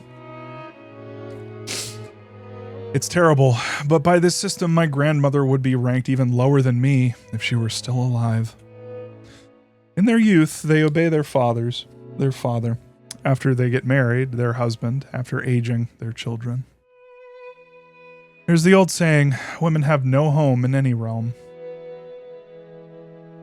Long ago, when I was still incapable of figuring all this out, I thought it was so great that we could all chat in our little groups about adult siblings with adult siblings and cousins with cousins. However, now that I can re-examine the seating order after growing up a bit, it stirs up some very complicated feelings in me. Aunt Natsuhi, who was married to the eldest son and was the de facto number 2 in managing this family, sat to my right, which meant that she was 2 steps lower than me in the ranking order. It was hard to imagine what might be going on inside her heart. That's why I made a small, apologetic gesture towards her before sitting down. お久しぶりですね、バトラ君。 How nice to meet you, Battler-kun. ずいぶん背が伸びましたね。 Battler-kun. You've grown quite tall, haven't you? あ、はい。 Yep. Have I mentioned? I think I mentioned this on last stream. I don't know how we're all vibing. By the way, I was curious, how many people in the chat have not played this game? Like, have no context for it? How many people are, like, playing this with me, like, for the first time? I'm very curious about that. And second, how do we generally feel about Natsuhi? Because I really like her. I think she's nice and cool, and she reminds me of Brock from Pokemon. I haven't played it. Oh, Rainy Day Jules. Okay, Jules. Just a few. Okay. Read some summary stuff a while ago. Well, why'd you go and do that? You ruined it. You ruined it. God. Can't believe you. I can't believe you've done this. I know Ben Franklin. Yep. 食ったり食べたり食事したりしてたら。 6 long years of eating well, sampling various cuisines, and deriving sustenance from Mother Earth's bountiful gifts. Hard work, but I pulled through. Pulled through. Why can't I talk? Growing just like a boy, I see. 身長はいくつくらいあるの？ How tall are you now? 180か I な。 guess I'm about 180 centimeters. つうかおばさ But ん。 Aunt Natsuhi, そこは。 that's where you're supposed to say, heck, sounds like all you did was eat. Huh? ああ、 Oh. ごめんなさいね。 Gomenasai ne? I'm sorry. After a short pause, she did laugh with me, but it seemed she couldn't quite figure out what she was supposed to be laughing at. Okay, all right. Battler. Battler is such a fascinating character because it's like the only ally who could get away with, like, trying to grope you. I think that's it. I think I just, like, oh my god. Battler can truly be my angle or my double. It's crazy. He's a little confused. A little bit. Yep. This woman is Aunt Natsuhi. We'll read it in a sec. She's the wife of the eldest son of the family, meaning she's my father's older brother's wife. My sister's cousin's former roommate. What does that make us? Absolutely nothing. Is it simpler if I just call her Jessica's mother? It feels bad to say it like this, but while I didn't exactly dislike her, I didn't particularly like her either. Oh, what? Battler! She hardly ever spoke with us kids, and all my memories of her involve her talking to the adults about complicated things with a scary look on her face. Huh. In fact, since we hardly ever exchanged words, I spent a long time trying to figure out how I should approach her. Yo, Blaine Faberger, thank you for the follow. Thank you so much. Welcome. Though my efforts seem to have ended in failure. All right, let's go ahead and read it. We'll read it. The silverware sat neatly on the table, but the meal itself hadn't been brought yet. All right. Oh, there she is. The hands, the little mittens. Krause's wife. She manages the household of the Ushiromiya head family in place of her husband, who takes little interest in such matters. She was in charge of all preparations and arrangements for this family conference. She possesses a strong sense of responsibility and a great deal of pride. However, Neither her husband nor his siblings understand her very well, so her position is far from enviable. Okay. All right. I gotta buy like 8 new cups. The silverware sat neatly on the table. I already read that. As a general rule, you couldn't start a meal until the person sitting at the head of the table arrived. You know, that reminds me of when I was at a wedding, and they just brought out all the drinks and shit, and it was like, oh cool, yeah, and it was before everyone had started like getting, and the bride and groom had like gone up and stuff, and I was just like, it has been so long. I used to go to a bunch of weddings because I'm a videographer, so I would like film a bunch of them, but it's been so long since I actually participated in a wedding, I totally forgot, and I just like sat down and took a drink. I remember everyone at the table was like, what the fuck are you doing? And I was like, oh shit. And I had to call the waiter over and be like, can I get a refill on this? It was fucking awkward. But yeah.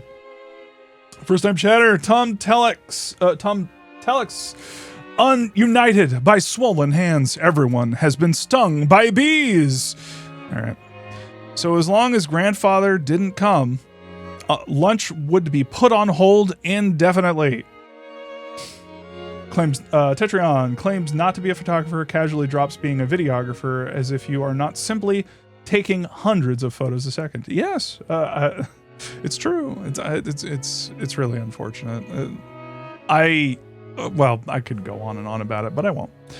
You are correct though. I think that's why people assumed I was a photographer, because it's like it's basically the same stuff. It's just that there are subtle differences to it that like I don't have much experience in, so I'm not confident enough. I got to shadow more photographers in order to kind of get the vibe. One of the big things is just like those photography lights. It's just like getting the lights to sync up when you take the picture, and then getting the like right focal length and stuff.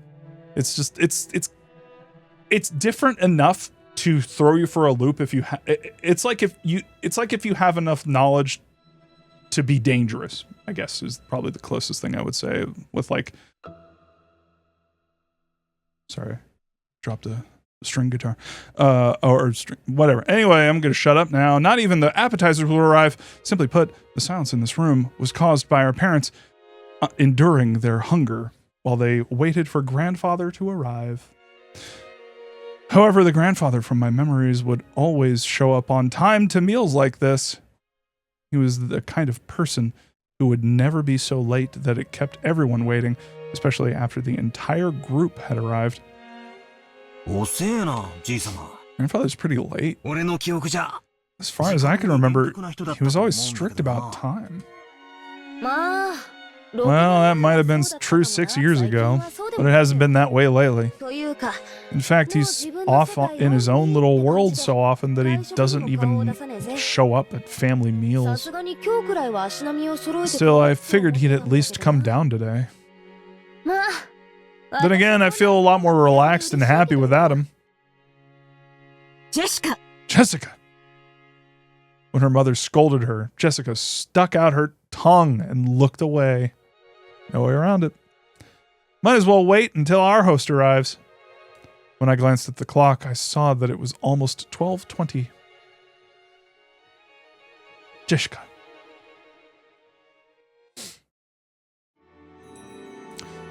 Ushiromiya Kinzo, the aged family head of the Ushiromiya head family. This man could be seen in his study. The clock had already passed noon, but he didn't even attempt to rise from his seat. With his spectacles on, he built up a growing pile of books with elaborate bindings, which he then read intently. Almost said entirely. You couldn't really say that he was having too much fun to stop. Rather, he filled the room with a sense of impatience, or perhaps a sense of impending danger, as though every second wasted was a tragedy. In this sealed room, a dense dust danced through the air, which was thick with the stench of chemicals that exuded a mix of suspicious odors. Those odors were somehow sweet and heavy. If anyone with a normal nose came in here, the first thing they'd do would be to open a window and ventilate the room. There's another... Yeah, I thought I could have heard knocking. The knocking against the study door had been going on for a while, a voice calling "Father" sometimes mingled with the knocks. As Kinzo heaved a deep sigh, he snapped shut the old book in his hands and slammed it on the table. "Father? Oh, it must be... Oh, okay." Then he yelled at Kraus, yep, who was still knocking on the door. "Silence! Enough of that racket, you fool!" He then killed him. "Who told you the door would be opened if you knocked? If you butt knock? Oh, crucify the imbecile. Do you wish to suffer the same fate?" "Father, this is the day of the family conference, which happens only once a year, is it not? Everyone's gathered down below. Please come out." Kraus called out his father through the door. Kinzo always shut himself up in the study, hating it when nearly anyone, even his family, entered the room. For that reason, Kraus had no choice but to call to him from the corridor like this. "Molest me not. Just who is this everyone of which you speak? Do you mean the fools trying to drag me out of here? And kill them all. Tear them apart, use their bodies for firewood, and feed them into the witch's hearth. Put a pot in the hearth to boil the wormwood. Force the imbeciles who dare try to lure me out of here to drink the broth of the apocalypse." Is he partaking?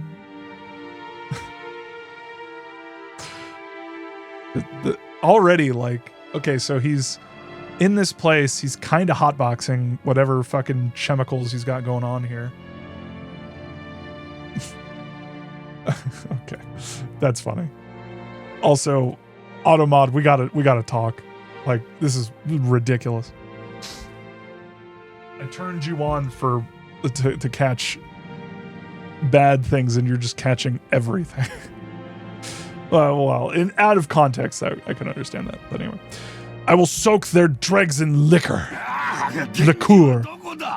I'll soak their dregs in Everclear. Where is Genji? Call for Genji.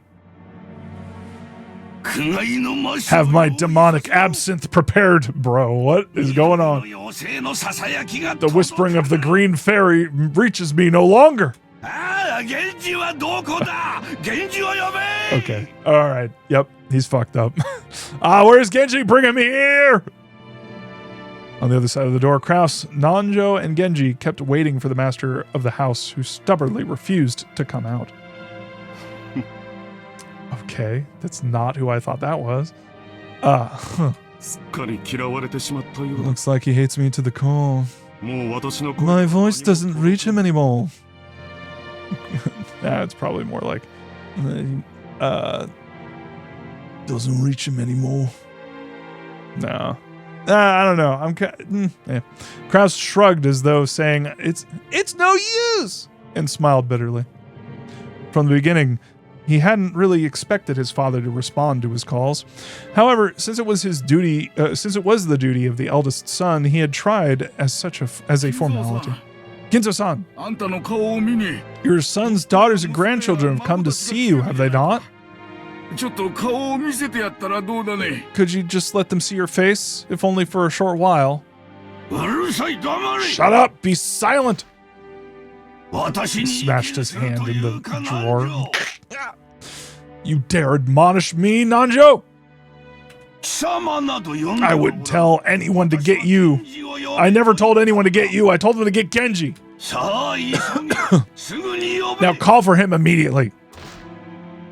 Time is short and the apostles are already readying their trumpets, so why can't you foolish sheep understand? Get my fucking assistant, sheeple. Tell my assistants to bring more weed. Kinzo slammed an old, heavy book against the table over and over. That racket clearly expressed his great displeasure. Yeah, I would say so. Kinzo put his spectacles down and flew up from his chair. His spread his arms wide open as if to sing to a packed opera house, as if appealing to someone, and yelled, Why? Why is there always something in my way? I would throw it all away. I would offer up everything, and there is only one thing I ask in repayment.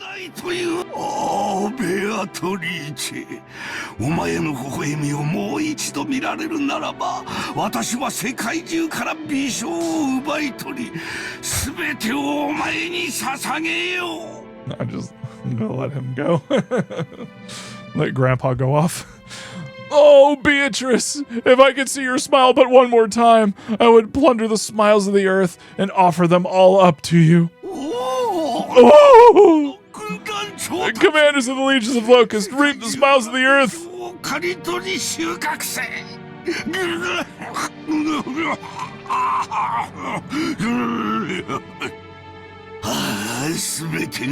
Everything is filthy. Everything is irksome. Me.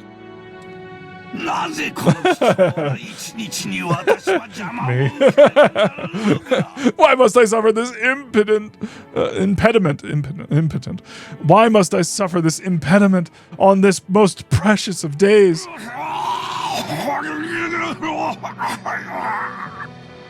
Interesting. Call for Genji!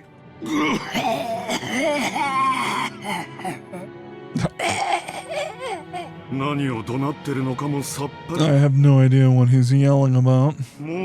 He's probably lost his mind by now. Kraus-san. Isn't it a bit hard? Isn't it a bit harsh to say such a thing of your own father? Man, fuck that old man. My father is already dead. There's nothing here but a phantom of what father once was. At any rate, as long as he has no intention of coming out, there's nothing we can do. Kinzo-san. Choking coughs continue to pour from the study. I'm going back downstairs. It would be a waste to let the fruits of Goda's prized cooking talent get any colder. It's one of the few things our relatives can look forward to when they come to this house. Huh. Kraus spun around. He looked at his watch, mumbling and acting as though he had wasted time doing something he knew would be in vain. Genji-san. Father is calling for you. Keep him company. Certainly. Certainly. Dr. Nanjo, let's go eat. If we stay here any longer, the sweet stench will ruin our sense of taste. Sweet stench? Okay, this is there's too much attention being called to this. Like, sweet? The stench? Like, what? They might talk about it later because it's, like, too obvious to, like...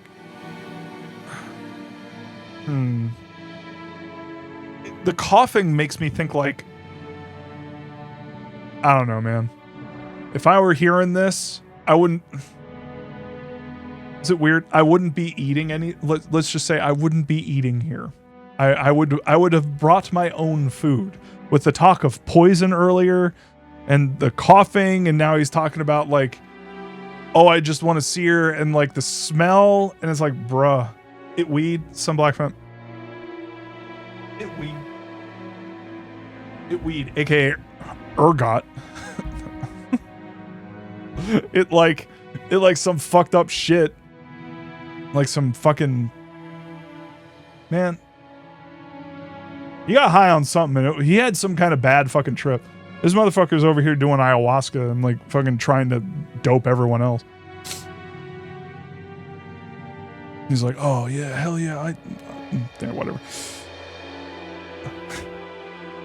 That might be a fun way to go. It's like, oh yeah, he put some fucking drug in all the food and they all eat it. And then they start seeing Beatrice because it's like a shared delusion or some shit. And the whole trick is like trying to figure out, like, is it real or is it not real? Is it... Anyway. Dr. Nanjo, let's go eat. Without waiting for Nanjo. Every time I see Nanjo, I think Naruto, and I need to stop. Kraus went downstairs. Genji urged Nanjo to go and eat. Nanjo glanced between the study door and Krause's back as the latter disappeared down the stairs, then let out a deep sigh.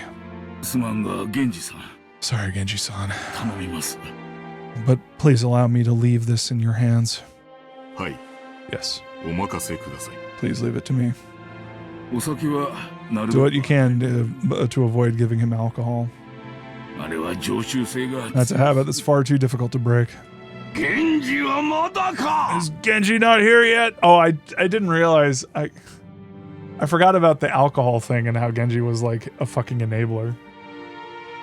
I mean, he's a butler is the proper word for it. Who dares keep Genji from coming? Where's Genji? Call for Genji! Please, allow me to handle this situation here. Very well.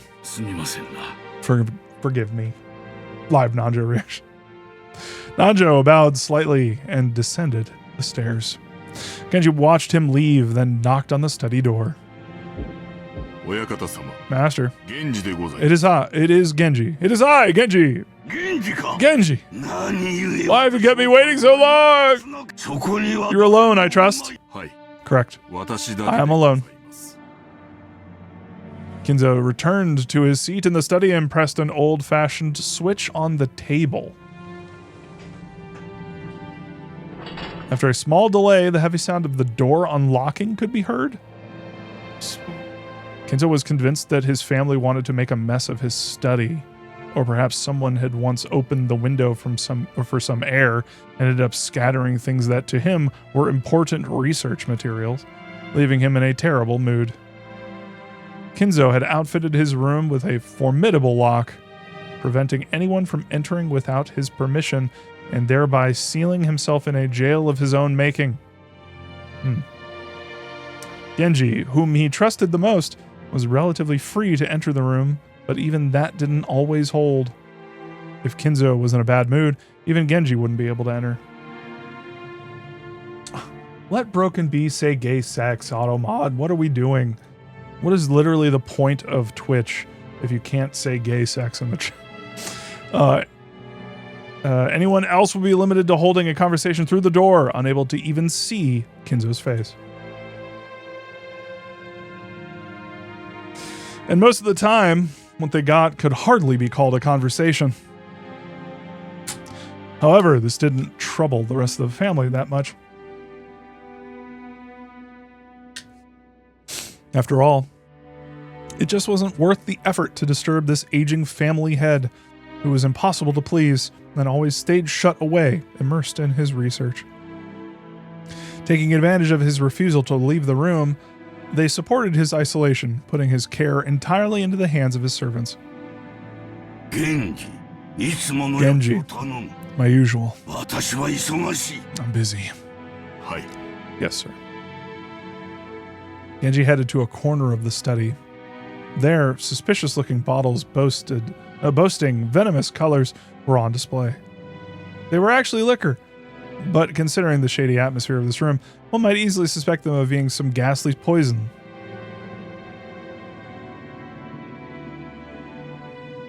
I mean, isn't alcohol kind of poison? I said it. What are you going to do? Nothing. Can't, because I'm right. Get him. Inside the study, the mysterious collection of books gathered by Kinzo had grown into a mountain.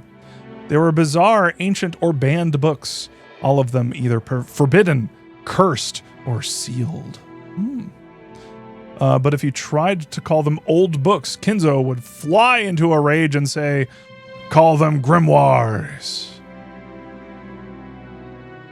There are also many mysterious objects that presumably held some meaning with regards to black magic, like candles suspiciously melted and molded into strange shapes. The constellations drawn on a certain celestial globe contained quite a few shapes that would draw puzzled looks from anyone familiar with today's night sky.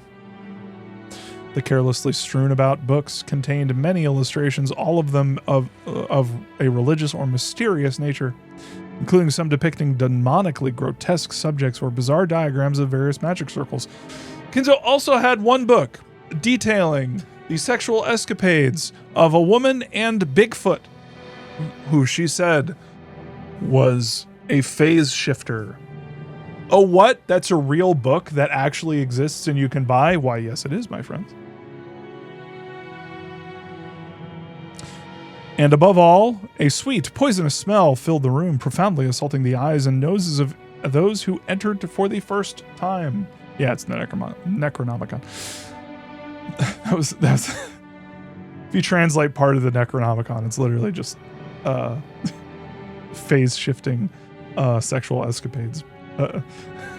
Phase-shifting sex haver Bigfoot.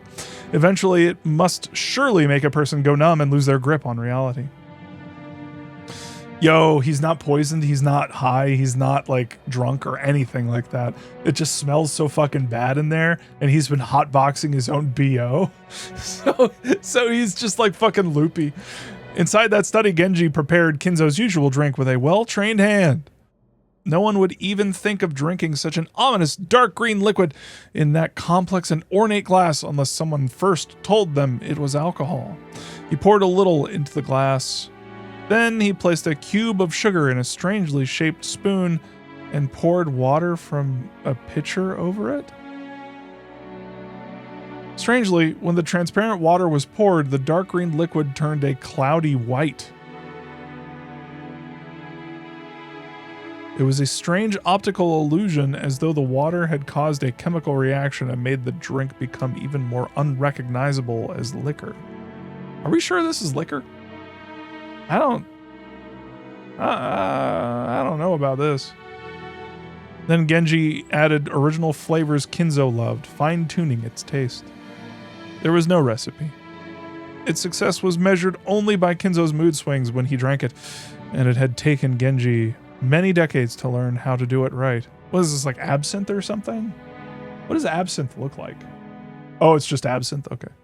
I literally just, Purpley, I just saw that you said it was absinthe. I've never partaken. So Genji placed the glass on a tray and walked over to Kinzo. By this time, Kinzo was gazing out the window. Ginzo, window. Here, master. Thank you. I noticed that, like, sometimes you hear people go like, arigatou gozaimasu, or like, thank you, or like, arigatou. I'm like, but he did not say that. So it's, anyway. Summon. Anyway, Kinzo had regained his composure and was now unrecognizable as the shouting, screaming, yelling man from a few moments ago. He's microdosing. Looking at this man from behind as he tilted his glass and gazed down at the scenery beyond the window. He projected a sense of dignity and intelligence. To allow Kinzo to set his glass down at any time, Genji motionlessly waited behind Kinzo and to his left, as though he were a living sideboard. Then, without averting his eyes from the window, Kinzo held out his glass. There was only a mouthful remaining. It was not a gesture intended to set it upon the tray, but a motion to hand the glass over to Genji. Drink, my friend. Your words are too kind for me. No need for ceremony between us. Drink, my friend. Itadakimasu. Thank you. Oh my god, just kiss her. I mean, you aren't wrong. You aren't wrong. Genji respectfully received the glass and inclined it a little to taste its contents.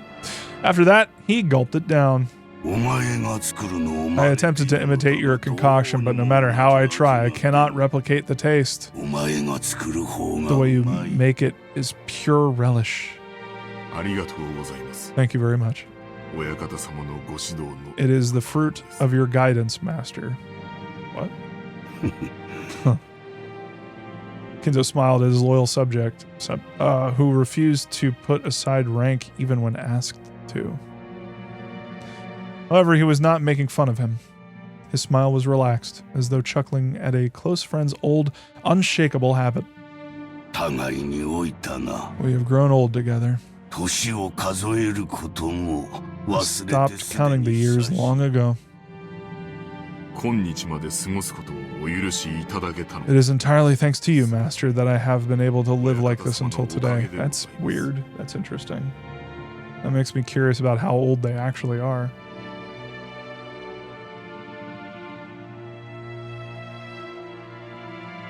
Kinzo gave a faint smile as if to say he didn't need any flattery.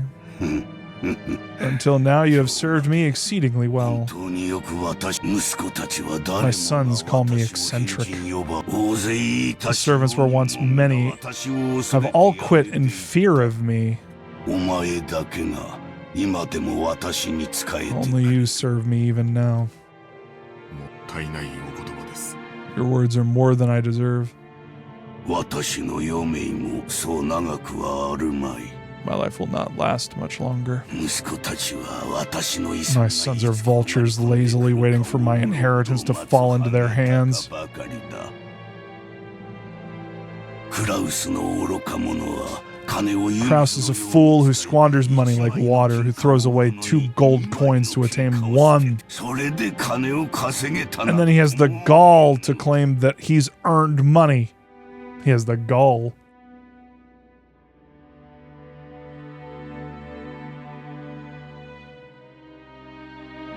Eva is a slave to money, who thinks of me as a mere chicken. I'm not a chicken. I'm a man. Boo. When I die, she plans to use my bones to make a broth. And he's crying again. That dunce Rudolph just wants to fool around with women. Rosa bore the baby of a man who came from nowhere and about whom we know nothing. Jessica is incompetent and uneducated. George has none of what it takes to be a man. Battler is a fool who threw away the honor of the Urshiromia family. And Maria is obscene to the eye? Fuck you! Piece of shit. Fuck this guy. Man.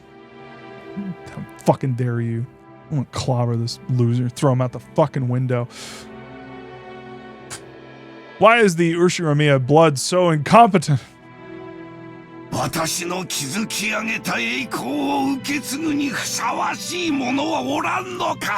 Is there no one worthy to inherit the glory I built?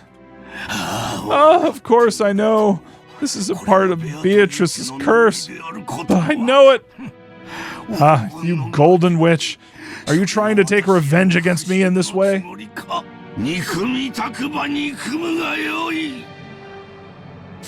Obscene to the eye? Obscene to the eye. Maria is obscene to the eye. Bruh.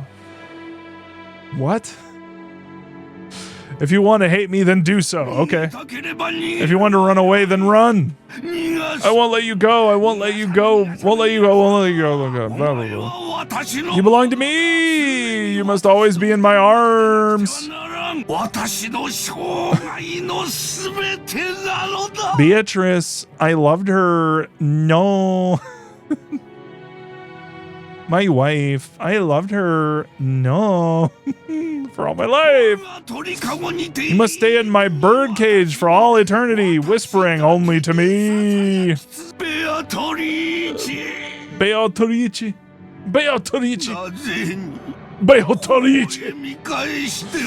won't you smile back at me? That's what he sounds like. He sounds like a little fuck.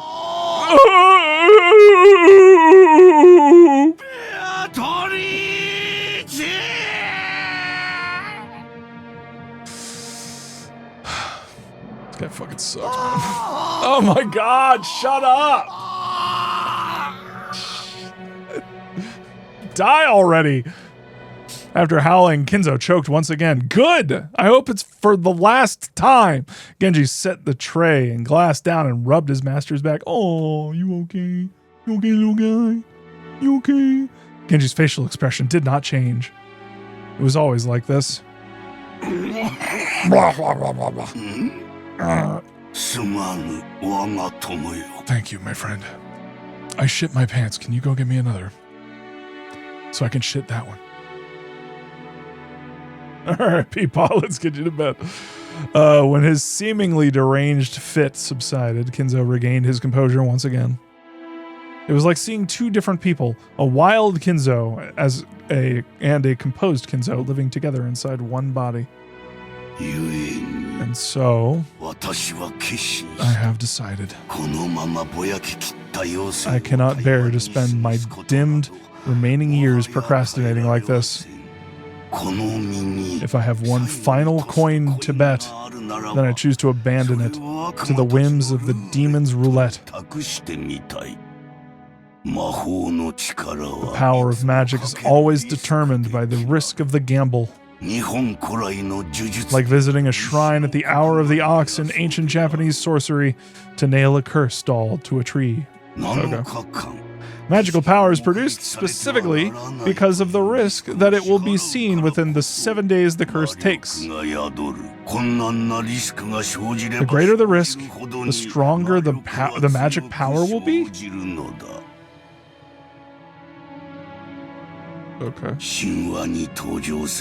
Many miracles that happened in myth might be called the crystallization of shocking magic power with a low probability of occurrence and astronomical risk. That Moses parted the waters of the sea was not a miracle of God. The risk of that desperate situation, cornered by soldiers on the Red Sea's shores, weighed upon the scales of slaughter and gave birth to that miraculous magic power. If the same thing occurred again on the same scale, the sea would surely fail to part. After all, Moses was able to magnificently summon a miracle engraved on but one of the countless innumerable results on the roulette of those with power. That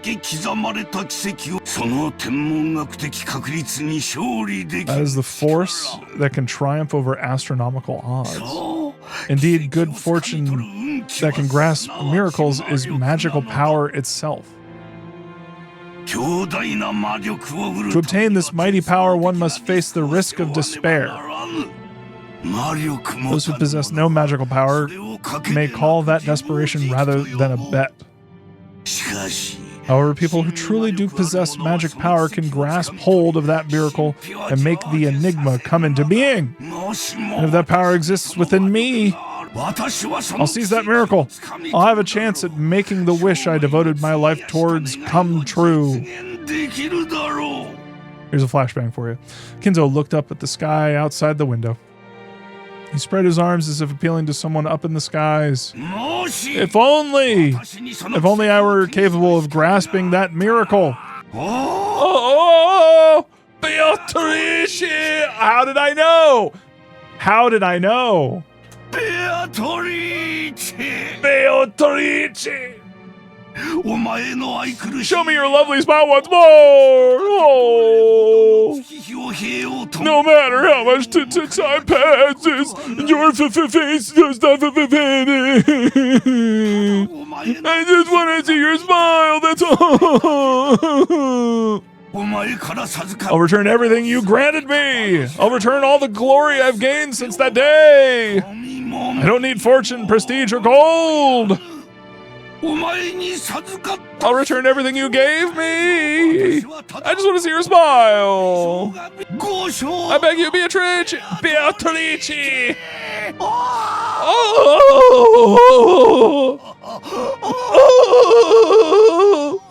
His nonsensical yells became a scream and then a wail. I like the idea that everyone downstairs just hears this fucking going on. It's just like... Yep, he's yelling Beatrice again. Jesus fucking Christ. It's like the 8th time in the past hour.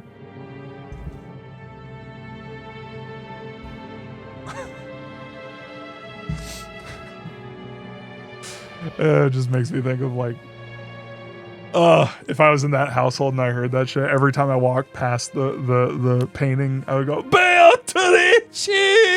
Oh! Kenzo slumped to the floor and died. The end. Boo! Tearing at it with both hands.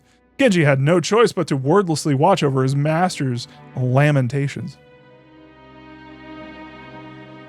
Beatrice! He died. Well, ladies and gentlemen, the family head's health is not at its best. That's the kind of... He kind of gives off that vibe, but like at the same time, he's like... He's kind of got like a German feel to him. He seems extremely sad not to be able to share lunch with you all, now that you have gathered for this event that occurs but once a year.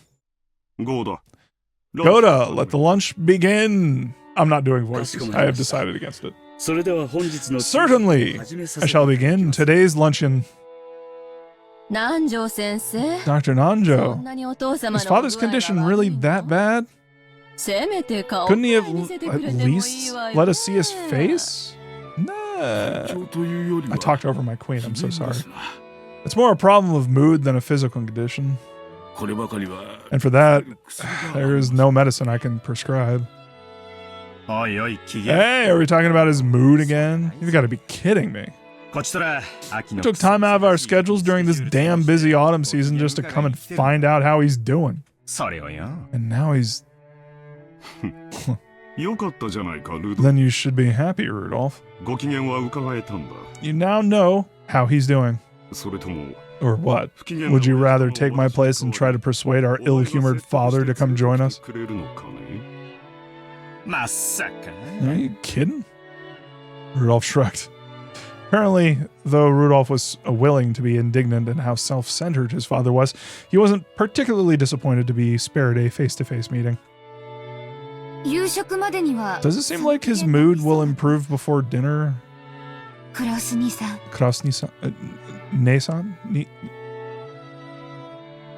I'm gonna consult my notes.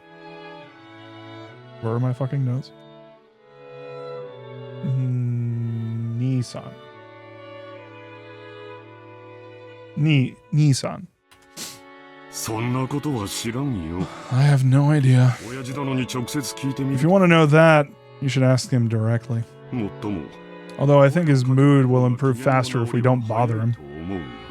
Genji-san's the only one who can get grandfather out of a funk. It's pretty pathetic, though, making the servants deal with your own parents' bad mood.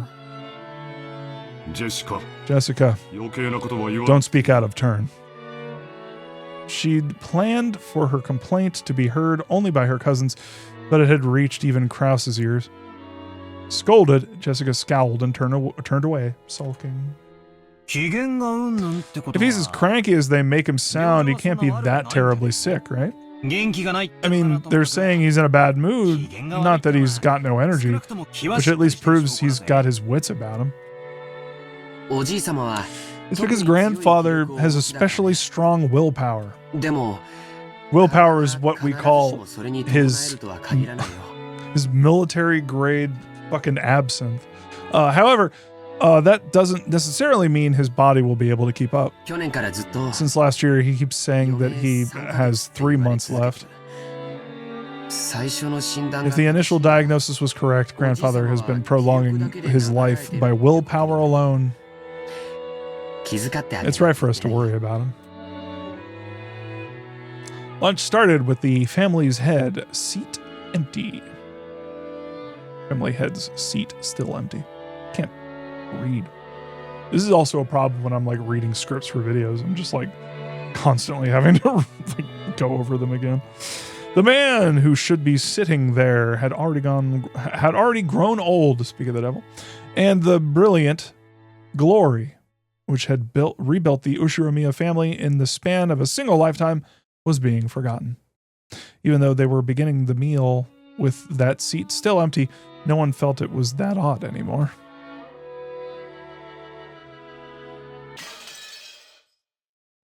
shatter. Clock.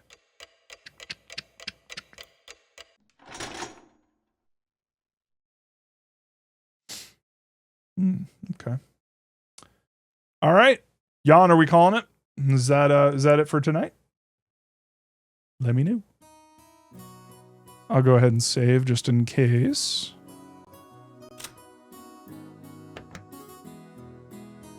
The next chapter is... Oh, okay. All right. Sounds good. Alrighty.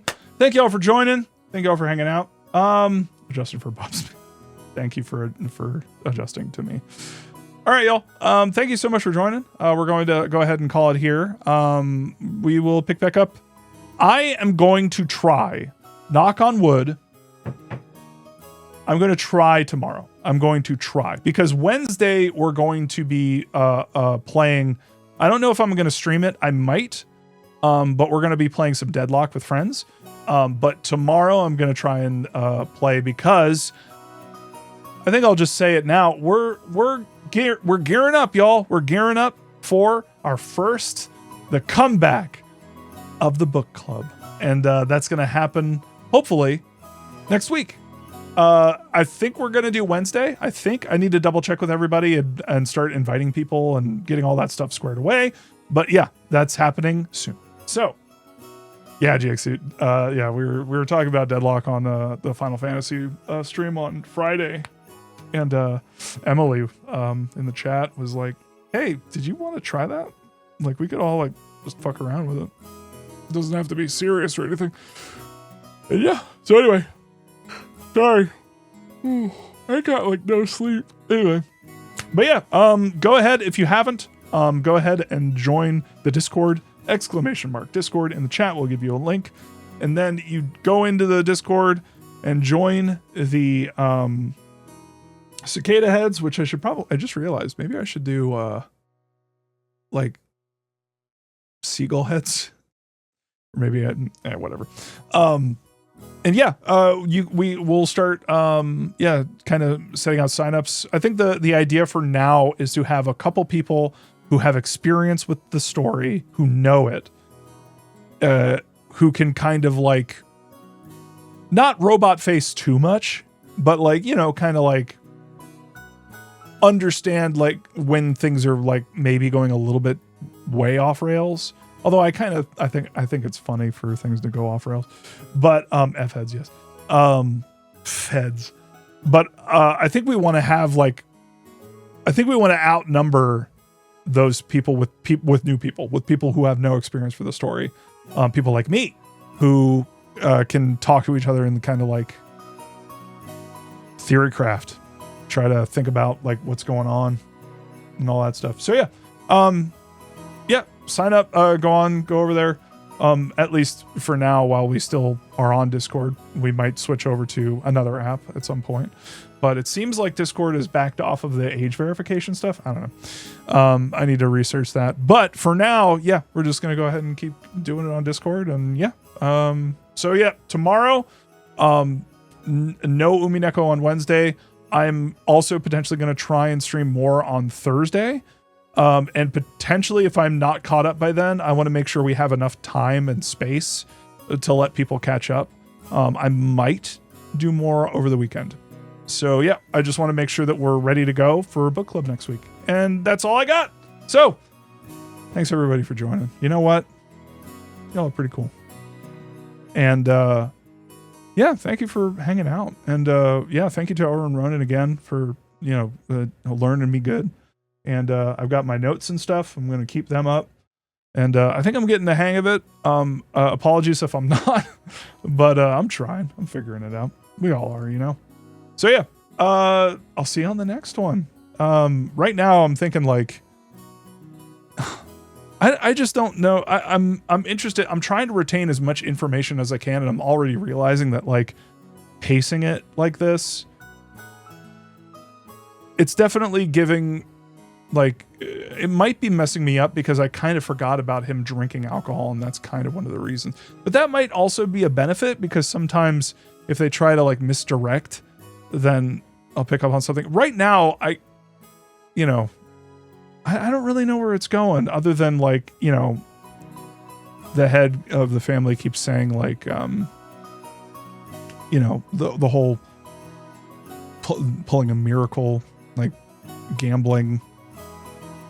He's gonna do something. I'm really worried about what he's gonna do. And then why did Maria catch such a big stray? Like that was, what the fuck?